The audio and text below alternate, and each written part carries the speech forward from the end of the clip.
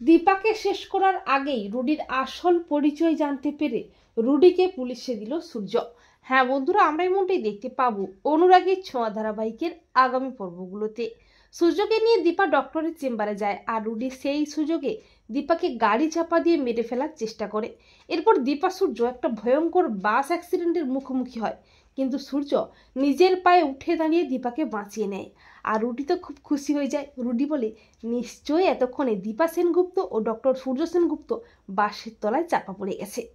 আর দীপা সূর্য বাড়ি না ফিরে আসায় বাড়ির সবাই চিন্তাগ্রস্ত হয়ে পড়ে। আর ঠিক তখনই দীপা সূর্য বাড়ি ফিরে আসে।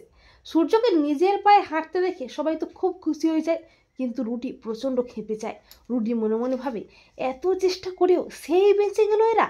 এরপর রুডি যখন নিজে নিজে বলতে থাকে, ওই দীপা সেনগুপ্তকে শেষ করতেই হবে, তা না হলে আমার দাদুর অন্যায়ের প্রতিশোধ নেওয়া হবে না।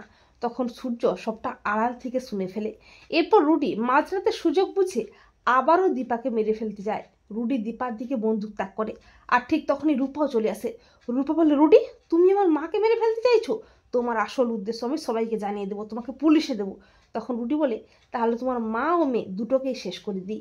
আর ঠিক তখনই সূর্য চলে আসে। সূর্য রুডিকে রামধোলাই দিয়ে রুডির হাত থেকে বন্দুকটা ছিনিয়ে নিয়ে রুডির দিকেই তাক করে।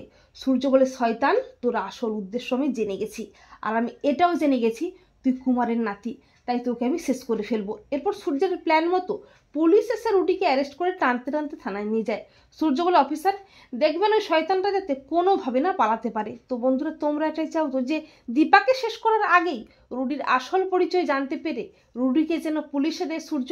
কমেন্ট করে এক্ষুনি জানিয়ে দাও তোমাদের মতামতটি।